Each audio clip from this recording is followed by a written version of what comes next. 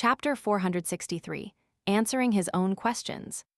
A miracle is to be resurrected from the dead. Klein suddenly remembered what had happened to him. The head injury of a man who shot himself in the head miraculously healing. A beyonder who, having died from having his heart crushed, crawled out of his grave in the middle of the night. Are these considered miracles of being resurrected from the dead? Is this the miracle the leader of the secret order, Zeratul, spoke of? And sequence 2 of the seer pathway is called a miracle invoker. At this moment, Klein felt like he had grasped something important, but he was unable to piece together all the clues to form the truth he wanted. As I had guessed before, there are other factors at work for my choice of having seer as my beginning sequence. My greatest support is the mysterious space above the gray fog, which happens to eliminate all interference and provide seers the most coveted environment. My characteristic of resurrection also seems to have come from the gray fog as well. When I came to Backland, the events in which Mariontist Resego was involved in were naturally drawn to me, which is consistent with the convergence of beyonder characteristics of the same pathway. The higher quality it is, the stronger the attraction as the effects appear intermittently. The sudden change in the Antigonus family notebook's style of passing key information to me, related to the main peak of the Hornicis mountain range via the misfortune cloth puppet, might also be a result of such elements. Combined with the other miscellaneous phenomena, does it mean that this mysterious space has a very close relationship with the seer beyonder pathway? That this is a grade 0 sealed artifact of the corresponding sequence? Or perhaps it's a divine kingdom left behind by a sequence 0 of the same pathway? There's also the possibility of it being the so-called uniqueness of the seer pathway. Klein moved his gaze away from Roselle's diary, his anticipation for advancing to a high sequence beyonder increasing. He wondered what he would discover in the hidden area after he completed the staircase of light. Perhaps the reason for my transmigration and the way home will be found there. He suppressed his excitement and allowed Roselle's diary pages to disappear from his hands. At the same time, he became increasingly wary of the leader of the secret order, Zeratul. He was a powerful existence that had long since become a miracle invoker from the seer pathway many years ago. There might be times and matters that have his fingerprints hidden all over them. Although all of these thoughts were churning in his mind, Klein acted as though nothing had happened as he calmly said, "You can begin your transactions." Fors immediately turned to look at Miss Justice, who sat on the same side of the table, and she said with expectation, "I have received a reply. My teacher has a pair of mirror dragon eyes. The price is £1,000. Upon saying that, Fors felt a little uneasy.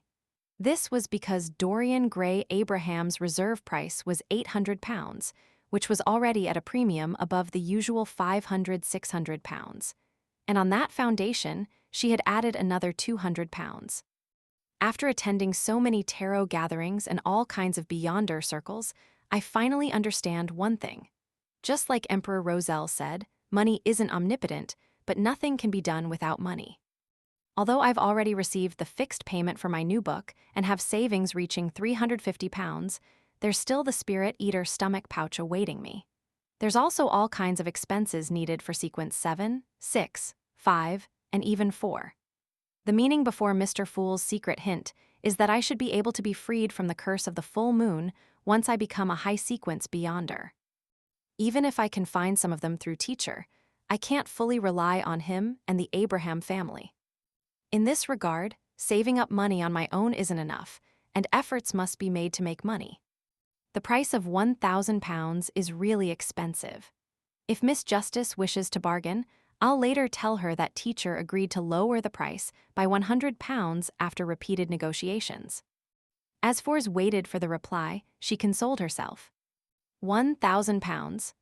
Audrey never expected to receive news for the psychiatrist potion ingredient so quickly, so she subconsciously asked in a confirming tone. Without waiting for a reply from Fors, she happily added, "Okay, deal." Although she still owed Viscount Glaint a final installment and still owed the Fool's blessed £2,000, she would officially be declared an adult at the New Year's ball. Not only would her control over her wealth be greater than ever before, but she would also receive many valuable gifts, such as the one promised by her father, Earl Hall, a few days earlier. He had promised to give his dear daughter a further £50,000 in Backland Bank shares and more than £2,000 in cash. Hence, £1,000 wasn't a number that she was bothered with. Audrey had originally asked Mr. Fool to extend the payment period of the £2,000 to February or March in order, on the one hand, to pay off her debt to Viscount Glaint, and to save up money as discreetly as possible without arousing suspicion. On the other hand, she had to set aside an additional budget for the ingredients of the psychiatrist potion. Now was the time to use the budget. At most, I'll have to tighten my belt like how I did for the past few months. After March, there wouldn't be any problems. Audrey thought, not troubled at all. She agreed. Forbes was both happy and confused. Forbes asked Mr. Fool to bear witness to the transaction and arranged for Miss Justice to make the payment first before she delivered the Beyonder ingredient on Wednesday. As Forbes decided to head for Pritz Harbor immediately upon receiving the cash, without wasting any time in the middle, she looked at the three gentlemen, the Sun, the Hanged Man, and the World. Does anyone have any information on the Spirit Eater stomach pouch?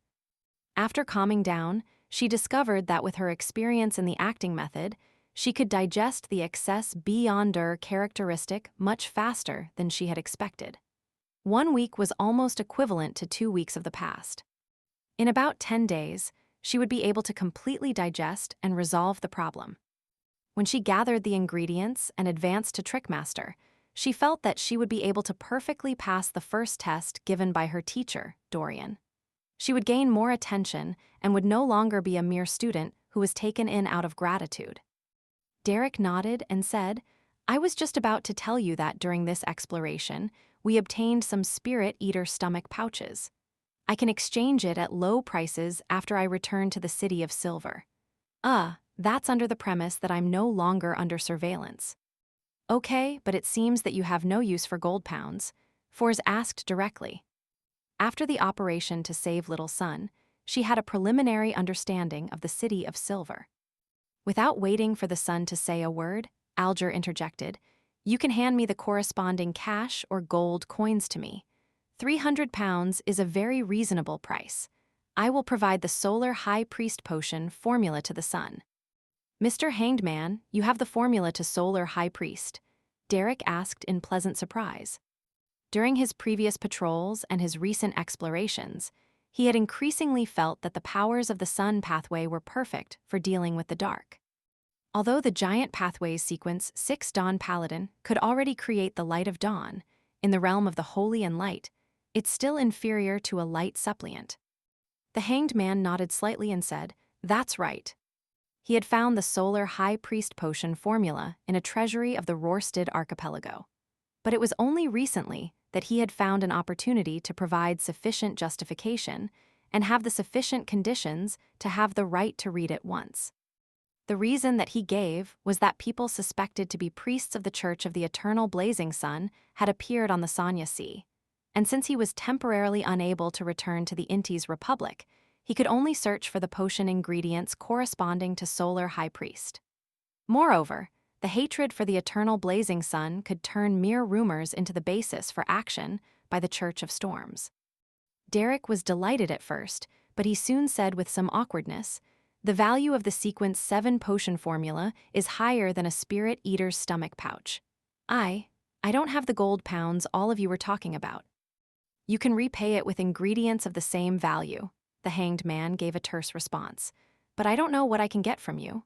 First, you should make a list of the common monsters found around the City of Silver and their corresponding ingredients. I'll then choose from that list." "No problem. After this exploration is over, I will do it as quickly as possible." Derek was visibly relieved. By the side, Klein wanted to facepalm, but in the end, he didn't manipulate the world to break the deal. It was because he also wanted to know what kind of monsters and ingredients were common around the City of Silver. As Audrey secretly sighed, the Hanged Man looked around and raised his request. "I need a pair of dragon-eyed sea condor eyes. I'll pay the necessary compensation." He only mentioned the dragon-eyed sea condor eyes. In other words, Mr. Hanged Man has clues regarding the Blue Shadow Falcon's crystalline feathers. He really does have many channels and resources. Audrey, who had seen the potion formula for Windblessed, thought with some enlightenment. After the transactions came to an end, they began to freely exchange information about their areas, and the end of the tarot gathering quickly approached. During the process, the world inquired for clues about mermaids and obtained an answer similar to the one he had received from Sharon. When everything was over, Klein, who had been watching quietly, thought it necessary to warn Miss Justice and Miss Magician. A terrifying object that is suspected to be a Grade 0 sealed artifact has appeared around Prince Edisac. It might even involve 008, which would definitely not be a simple matter. Furthermore, the last time a similar situation occurred, Tingen City had faced the threat of an evil god's spawn, and it had almost disappeared from the map. Hence, now there's also a hidden danger in Backland. Klein thought for a few seconds, making the world say in a hoarse voice, "Ladies and gentlemen, I have recently received some information that a major event is brewing in Backland. This will bring about a great deal of unrest and may lead to a tragedy."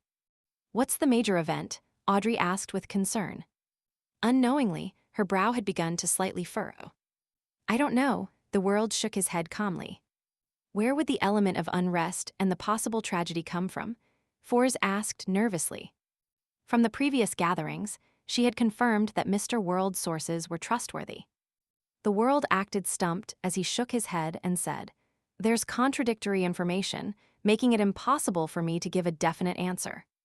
Upon saying this, he looked up and earnestly cast his gaze towards the figure within the gray fog at the end of the modeled table. "Honorable Mr. Fool, your blessed in Backland must have detected something right." Everyone's eyes immediately focused towards the end of the long bronze table, with everyone feeling different feelings: curiosity, worry, anticipation, and tenseness. With the attention on him, Klein leaned back and said in a casual tone, "Edisac Augustus."